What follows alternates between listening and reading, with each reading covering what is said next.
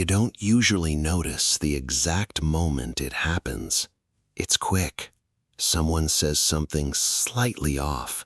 A message arrives with the wrong tone. A look, a delay, a small disruption, and suddenly something in you shifts. Not dramatically, just enough. Your mood tightens, your thoughts sharpen in the wrong direction, and before you've really examined it, you've already reacted. It feels justified. It often does. But if you're honest, there's a pattern here you've stopped questioning. Why do such small things carry that much weight? Why does your state depend so easily on what happens outside you? And more importantly, who's actually in control in those moments? Chapter 1. The Hidden Cost of Every Reaction. It rarely feels like a decision. That's the first problem. Most reactions don't arrive as choices you carefully consider. They show up as impulses, fast, familiar, almost automatic. A comment irritates you, so you snap back. Someone ignores you, so you withdraw. A situation feels unfair, so your mind rushes to defend, justify, or attack. It happens quickly enough that it feels natural, reasonable even. But natural doesn't always mean neutral. Every reaction leaves a trace, not just in the moment, but in how you're seen, how you think, and how you gradually shape your own behavior. And over time, those traces start forming something more permanent, a pattern that begins to define you. Think about it carefully. People don't remember every word you say. They don't replay every situation in detail. What they remember is how you tend to respond, whether you're easily irritated, whether you stay calm under pressure, whether you escalate things or steady them. That becomes your reputation, not the version you explain, but the version they experience. And the uncomfortable part is this: most people believe they're in control of that image. In reality, it's being built quietly through dozens of small, unmanaged reactions they barely notice. It's subtle. You might lose patience in a conversation and think, that wasn't a big deal. You might fire off a message in frustration and forget about it minutes later. You might carry irritation from one moment into the next without realizing how visible it is. Individually, none of these feel significant. Together, they start telling a story about you, a story you didn't consciously write. Now here's where it gets more serious. Your reactions don't just affect how others see you, they begin to influence how you see yourself. Every time you react impulsively, something reinforces inside your mind. This is how I respond, not as a thought you say out loud, but as a quiet internal confirmation. And the more it repeats, the less it feels like a behavior, and the more it feels like identity. I'm just someone who gets irritated easily. I can't stay calm in situations like this. That's just how I am. But is it? Or is it something you've practiced so often that it's stopped feeling optional? There's a difference there, a big one. Because if it's identity, it feels fixed. If it's pattern, it can be changed. Most people never pause long enough to make that distinction.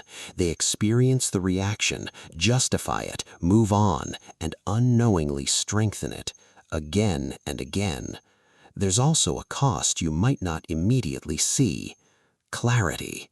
When you react, especially emotionally, your perception narrows. You stop seeing the full situation. You focus on what triggered you, not what actually matters. And that shift, even if it lasts only a few minutes, affects the quality of your decisions. You say things you didn't mean to say. You miss details that would have changed your response. You escalate situations that didn't need escalation. Later, when things settle, you might look back and think, that could have gone differently. And it could have. But in the moment, you weren't operating from awareness. You were operating from reaction.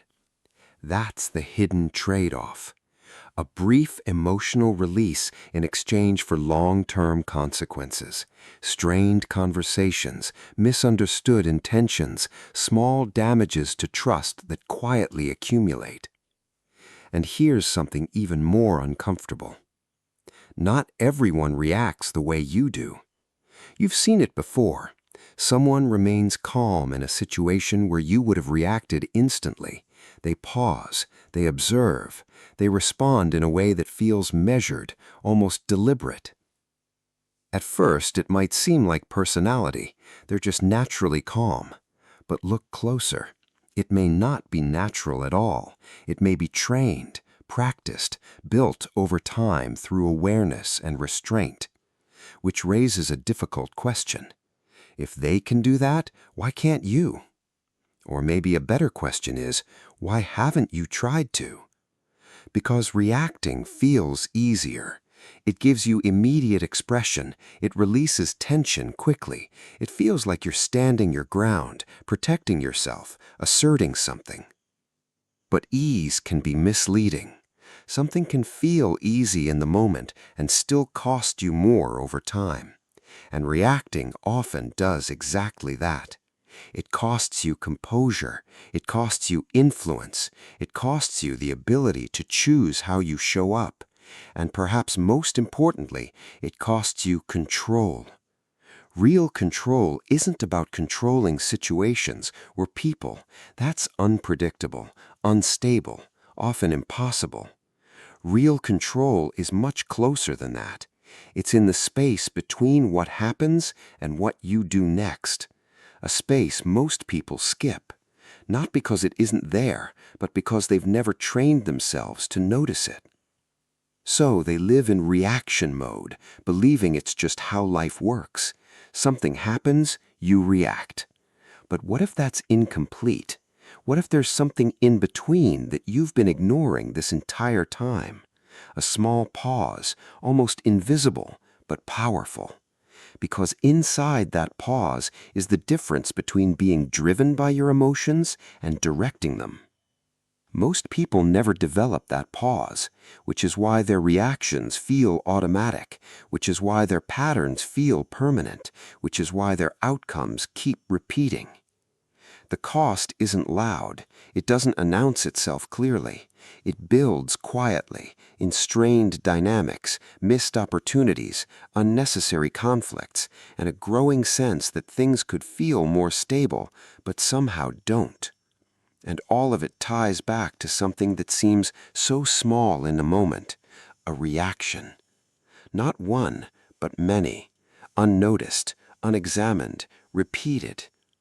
Until one day you start to wonder why your life feels slightly harder than it should, why certain situations keep playing out the same way, why control feels just out of reach. And if you trace it back far enough, honestly enough, you might start to see it. Not in one big mistake, but in a pattern of small, immediate reactions that quietly shaped everything. The question is, now that you've started to notice it, what are you going to do the next time that moment shows up? Chapter 2. The Illusion of Control. Why you think you had to react.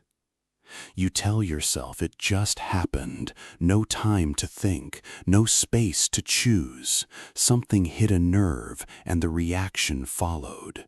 Clean, immediate, almost mechanical. But if that's true, why do different people respond so differently to the same moment? Why does one person stay steady while another snaps? Why do you sometimes hold back and other times don't even try? There's something inconsistent here, and it doesn't quite support the idea that you had no choice. So what's really happening in that split second you keep skipping? And if there is a gap, why does it feel invisible when it matters most? It feels automatic because it's fast. That's the simplest way to describe it. A situation unfolds, your mind interprets it in a fraction of a second, and a response rises almost immediately after. By the time you notice what you're doing, you're already in it, speaking, typing, shifting your tone, tightening your posture. So it seems fair to say, I didn't have time to choose.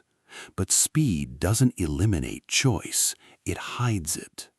There's a brief sequence happening beneath your awareness, so brief you've likely never examined it closely. Something happens, you interpret it, that interpretation triggers a feeling, and that feeling pushes you toward a reaction. The key detail is this: the interpretation comes first, not the reaction. And interpretations aren't neutral. They're shaped by memory, expectation, past experiences, things you've accumulated over time without necessarily organizing them. So when someone speaks in a certain tone, your mind doesn't just hear the words, it attaches meaning instantly. They're disrespecting me. They're ignoring me on purpose. This always happens to me. Those thoughts don't feel like thoughts, they feel like facts. And once they feel like facts, your reaction starts to feel justified, almost necessary. That's where the illusion forms. You're not reacting to what actually happened, you're reacting to what you believe happened in that moment. And because that belief appears instantly, it feels inseparable from reality. But it isn't. There's a gap between what occurred and how you interpreted it. A narrow one, yes, but real. Most people never learn to see it. Instead, they collapse the two into one. Event and meaning become fused, and when that happens, the reaction feels inevitable. Of course you reacted. How else could you respond to something like that? But pause for a second. What exactly was that? Was it the actual words spoken or the meaning your mind assigned to them? Because those aren't always the same thing. Someone could be distracted and your mind reads it as disrespect. Someone could be brief and your mind reads it as coldness. Someone could disagree and your mind reads it as attack. The reaction follows the interpretation, not the event. And interpretations can be wrong, incomplete, biased, yet they rarely feel that way in real time. This is where people get trapped, not because they lack control, but because they misidentify where control exists. They think control means stopping the reaction once it starts, trying to calm down mid-anger, trying to soften words already forming, trying to reverse something already in motion. That's difficult, sometimes impossible, because by then, the process is already unfolding. Real control sits earlier than that. It sits in the moment your mind begins to assign meaning. Subtle, almost unnoticeable, but that's the leverage point. If you can slow down just enough to question the interpretation, even slightly, you create space. And in that space, the reaction loses some of its urgency. Not all of it, just enough. Enough to choose something different. The problem is, most people never train that pause. They trust their first interpretation without hesitation. They assume it's accurate because it feels immediate. And immediacy often gets mistaken for truth. But fast doesn't mean correct. It just means practiced. Your mind has rehearsed these interpretations before. That's why they show up so quickly. Not because they're always right, but because they're familiar. And familiarity feels convincing. Think about situations where you didn't react. They exist. Moments where something happened and instead of responding instantly, you held back. Maybe you were tired. Maybe you didn't care enough. Maybe something in you simply chose not to engage. In those moments, the same stimulus-response chain didn't complete itself, which means it's not automatic. It's conditional. dependent on attention, energy, awareness, and most importantly, whether you notice the interpretation forming. This is where the illusion begins to crack. If you truly had no control, your reactions would be consistent in every situation. They aren't. You react strongly in some moments, lightly in others, and not at all in a few. That variation reveals something important. There is a layer where choice exists.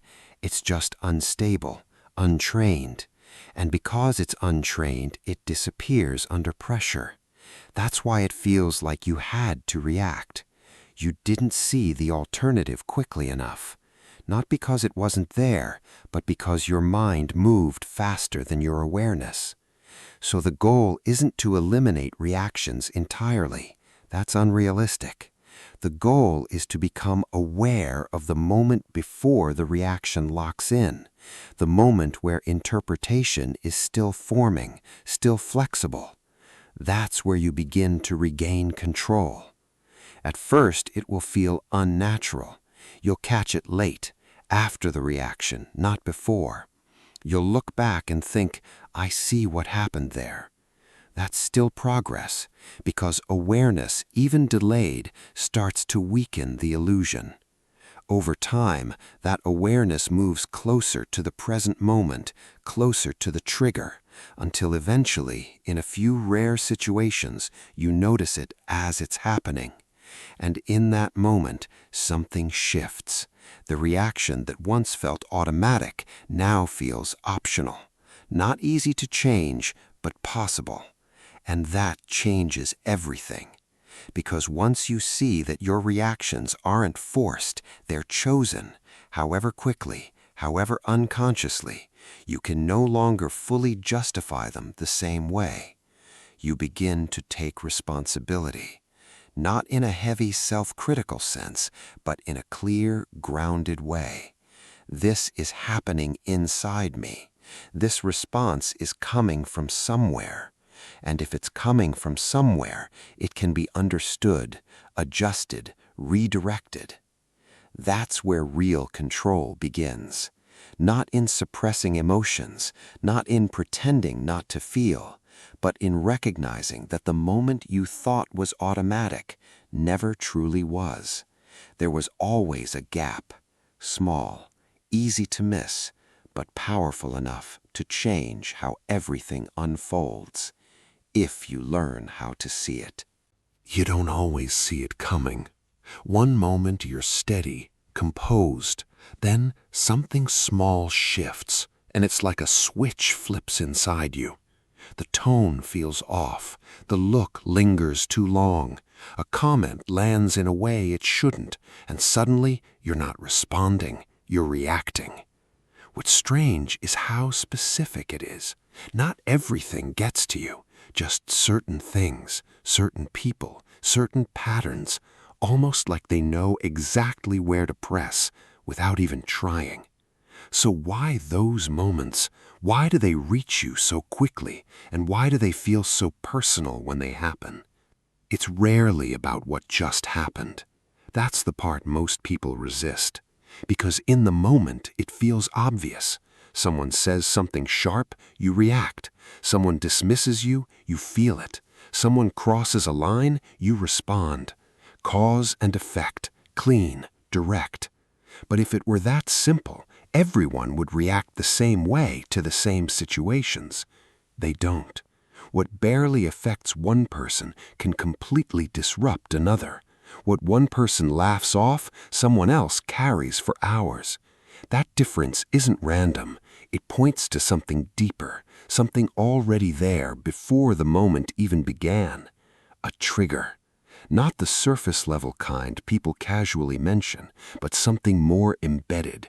A sensitivity shaped over time, built from past experiences, repeated patterns, and quiet conclusions you may not even remember forming. And when something in the present brushes against it, the reaction feels immediate, but it's not new. It's familiar. That's why it feels so strong.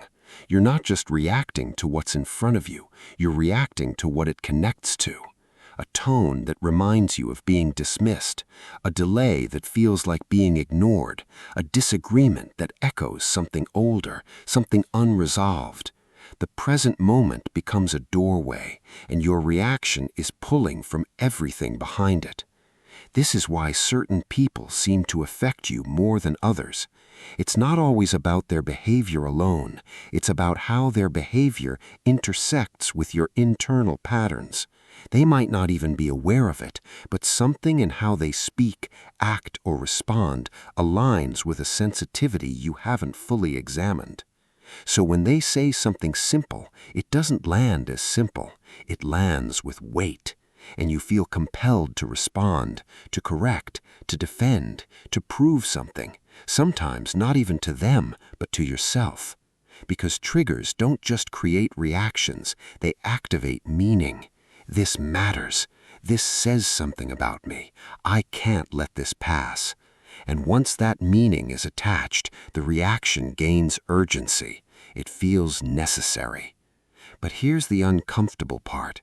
Most triggers are less about the other person and more about what you've left unaddressed.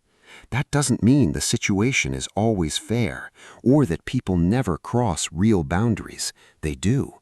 But the intensity of your reaction often comes from something internal being touched, not just something external happening. And until that internal piece is understood, the pattern repeats.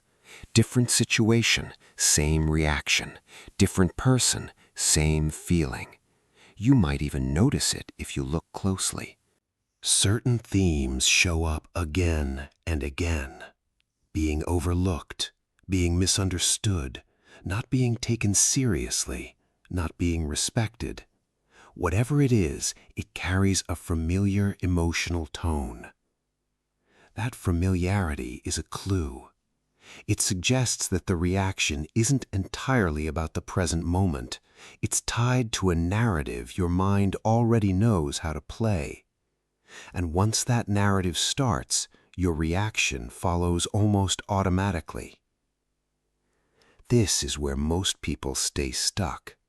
They focus on the trigger itself, the comment, the action, the situation. They try to control the outside, avoid certain people, change circumstances, reduce friction wherever possible. And sometimes that helps.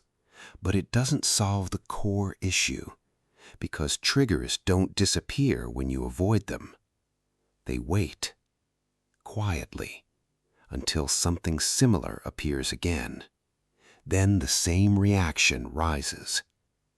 That's why real control isn't about eliminating triggers. It's about understanding them. Not intellectually, but honestly. You start by noticing patterns, not judging them, just observing. When do I react the most? What kind of situations pull me in quickly? What do I feel in those moments beneath the surface emotion? At first, the answers might be vague. I just get annoyed. It depends on the situation. But if you stay with it a little longer, something more specific begins to emerge. A sensitivity to tone, a need to be acknowledged, a discomfort with uncertainty, a resistance to feeling dismissed. These aren't weaknesses, they're signals. They point to areas where your reactions are being driven by something deeper than the moment itself. And once you see that, something shifts. You stop treating every trigger as an external problem. You begin to see it as information. Not always pleasant, sometimes uncomfortable, but useful.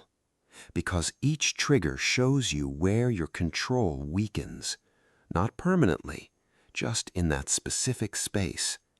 And that awareness gives you an option you didn't have before. Instead of reacting immediately, you can pause, just briefly, and recognize what's being activated. This feels familiar. This isn't just about now. That small recognition doesn't remove the emotion, but it changes your relationship to it. You're no longer fully inside the reaction. You're observing it, even if only slightly. And that distance matters, because once you create even a little space between the trigger and your response, the reaction begins to lose its grip. Not instantly, not completely, but enough to give you a choice. And that's the turning point. You're no longer being pulled automatically. You're starting to see the mechanism behind it. The invisible buttons don't disappear overnight, but they stop being invisible. And once you can see them, you can begin to decide what happens the next time someone or something tries to press them. Chapter 4. The Power of Not Responding. Silence as Control. Sometimes the strongest move is the one no one sees. No reply, no correction, no visible shift at all. And yet inside, something is happening. You feel the pull to respond, to explain, to push back, but you don't. That restraint can feel strange at first, almost wrong, like you're letting something slide that shouldn't, like silence means weakness. But if that's true, why do some of the most composed people rely on it so often? Why does their quiet seem to carry more weight than someone else's reaction? What if not responding isn't passive at all, but a form of control most people never learn to use? Chapter 4. The Power of Not Responding. Silence as Control. Silence is often misunderstood. People associate it with avoidance, with hesitation, with a lack of confidence. If you don't respond, it must mean you didn't know what to say, or worse, you didn't have the strength to say it. That interpretation is common, and often wrong, because there are two very different kinds of silence. One comes from fear. You hold back because you're unsure, uncomfortable, or overwhelmed. The moment passes, but it leaves a sense that you should have spoken. That kind of silence feels heavy, unresolved. But the other kind is intentional. You feel the same impulse to react, to respond, to assert something, but instead of following it immediately, you pause, not out of fear, but out of awareness. You recognize what's being pulled inside you, and you choose not to act on it. From the outside, both forms look identical, but internally they're completely different. One is passive, the other is controlled, and that difference changes everything. Most people never develop that second kind of silence because reacting feels more natural. It gives immediate release. You say what you feel, you express the tension, you push back against whatever triggered you. It feels like action. Silence, on the other hand, can feel like doing nothing. But that's only true if you don't understand what's happening beneath it. When you choose not to respond, especially in a moment that usually pulls a reaction out of you, you interrupt a pattern. You create a break in something that normally runs without resistance. That interruption has power. Not dramatic, obvious power, but quiet, stabilizing control. It allows you to observe instead of escalate, to see more of the situation instead of narrowing your focus to what triggered you. And often, in that space, something becomes clear that you would have missed if you had reacted immediately. Maybe the comment wasn't as intentional as it felt. Maybe the situation doesn't actually require your input. Maybe responding would have added more noise than clarity. You only see that when you don't rush.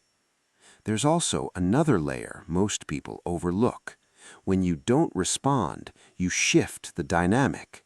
Reactions feed energy into situations. They extend conversations, intensify emotions, and sometimes turn small moments into larger conflicts.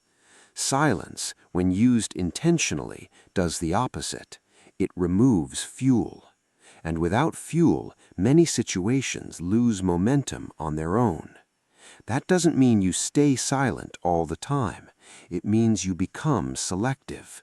You stop treating every moment as something that requires your response, because not everything does. Some comments don't deserve your attention. Some situations resolve better without your involvement. Some people reveal more about themselves when you don't interrupt them with a reaction. That last point is subtle, but important. When you react quickly, you shift focus onto yourself. Your response becomes part of the situation. But when you stay silent, especially in moments where a reaction is expected, the other person continues.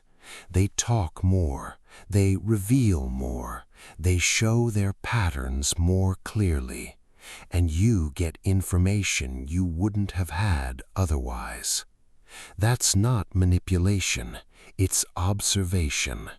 And observation gives you a different kind of control, one that isn't based on immediate action, but on understanding. Now, there's a challenge here. Silence can feel uncomfortable. Not reacting means sitting with the emotion instead of releasing it. That tension doesn't disappear right away. It lingers, it asks for attention, it tries to push you back into your usual response.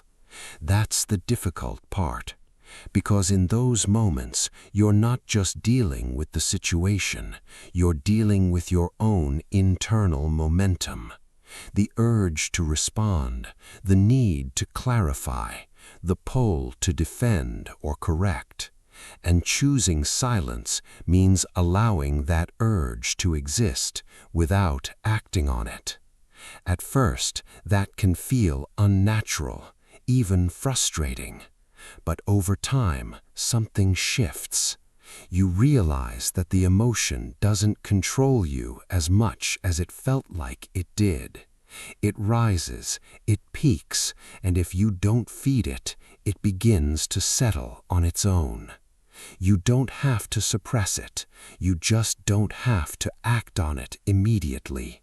That distinction matters, because suppression builds pressure. It pushes emotion down without resolving it. Eventually, it comes back stronger. Intentional silence isn't suppression, it's delay. It's giving yourself enough space to respond from clarity instead of impulse. And often, when that space is created, your response changes. Sometimes you still speak, but with less intensity, more precision, more control. Other times you realize nothing needs to be said at all, and that's where silence becomes powerful. Not as avoidance, but as choice. You begin to see that reacting isn't the only way to engage, that control doesn't always look like action. Sometimes it looks like restraint, calm, measured, deliberate, and that kind of control is noticeable. People may not always understand it, but they feel it. Because in a world where most reactions are immediate, someone who pauses stands out, not by being louder, but by being harder to move, less predictable, less reactive, more stable. And stability carries weight. It changes how others interact with you. It changes how situations unfold around you. And over time, it changes how you experience your own emotions. You stop feeling pulled in every direction. You start choosing where your energy goes. That's the shift, from reacting to everything to responding only when it matters. And sometimes the most controlled response you can give is none at all. Control isn't built in a moment of pressure, That's where most people get it wrong. They wait until the situation appears, until something triggers them, and then they try to stay calm, think clearly, respond differently. But by that point, they're already inside the reaction, already influenced by the emotion they're trying to manage. It's like trying to learn balance while you're already falling. Sometimes you recover. Most times you don't. Because emotional discipline isn't created in the moment it's needed. It's built quietly beforehand, through repetition, awareness, and small, consistent adjustments that don't look impressive from the outside. That's the part people underestimate. They expect control to feel like a switch, a decision, something you turn on when necessary. But it behaves more like a habit, something you either train or repeat unconsciously. Every time you react without awareness, you reinforce that pattern, not dramatically, but enough. Enough for your mind to remember this is how we handle things. And each time you pause, even briefly, you begin to introduce a different pattern. This is also an option. At first, that new option feels weak, unstable. You notice it after the reaction, not before. You reflect on what happened instead of changing it in real time. It can feel like you're late to your own awareness. But that's how it starts. Awareness doesn't appear fully formed. It moves gradually, closer and closer to the moment where it matters. What you notice afterward today, you might catch during the moment tomorrow. And eventually, in certain situations, you'll feel it before the reaction fully takes over. That's the shift. Not perfection, just earlier recognition. And earlier recognition gives you something you didn't have before. Time. Not a lot. Sometimes just a second. But enough. Enough to pause. Enough to question. Enough to choose. Now, here's where discipline becomes real. That pause, it's uncomfortable. Because when you don't react immediately, the emotion doesn't disappear. It stays. It asks for attention. It pushes you to act the way you always have. That pressure is part of the process, and most people avoid it. They mistake discomfort for something that needs to be removed, rather than something that needs to be experienced without acting on it. But emotional discipline depends on exactly that ability. To feel without immediately responding. To let the emotion exist without letting it decide your behavior. That's not suppression. Suppression would mean pushing the feeling down, pretending it's not there, forcing yourself into silence while tension builds underneath. This is different. You acknowledge the feeling, you notice it clearly, but you don't let it move your actions right away. You create a gap, and inside that gap, something important happens. The intensity starts to shift. Not instantly, not completely, but enough to reduce its grip. And once the grip loosens, your options expand. You're no longer locked into one response. You can speak more calmly. You can delay the response. You can decide it's not worth engaging at all. That flexibility, that range, is what discipline gives you. Not the absence of emotion, but freedom from automatic reaction. Now, building this isn't about dramatic change. It's built through small moments most people ignore. The comment you choose not to respond to. The message you don't send immediately. The irritation you notice but don't act on right away. Each of these moments seems minor, but they're repetitions, and repetition builds identity. Not the identity you declare, but the one you practice. I'm someone who pauses. I'm someone who doesn't react instantly. I'm someone who chooses. At first, those statements might not feel true. But over time, as the behavior repeats, they begin to feel more natural, less like effort, more like default. That's when discipline stabilizes, when it stops feeling like something you're trying to do and starts feeling like who you are. And here's something important to understand. You won't get it right every time. There will still be moments where you react too quickly, where the awareness comes too late, where the old pattern takes over before you can interrupt it. That doesn't erase progress. It reveals where your training is still incomplete. And that's useful, because each mistake, when observed honestly, sharpens your awareness for next time. This isn't a straight line. It's a gradual shift, from reacting often to reacting less, from reacting instantly to pausing occasionally, from pausing occasionally to choosing consistently. That progression matters more than perfection, because the goal isn't to become emotionless, it's to become steady. Unshakable not because nothing affects you, but because what affects you doesn't control you. There's a quiet confidence in that. You stop worrying about how others will behave because your stability no longer depends on their actions. You trust your ability to handle the moment, not perfectly, but deliberately. And that trust changes how you move through situations. You listen more carefully. You respond more precisely. You engage without being pulled off balance. People notice it, not always consciously, but they feel it.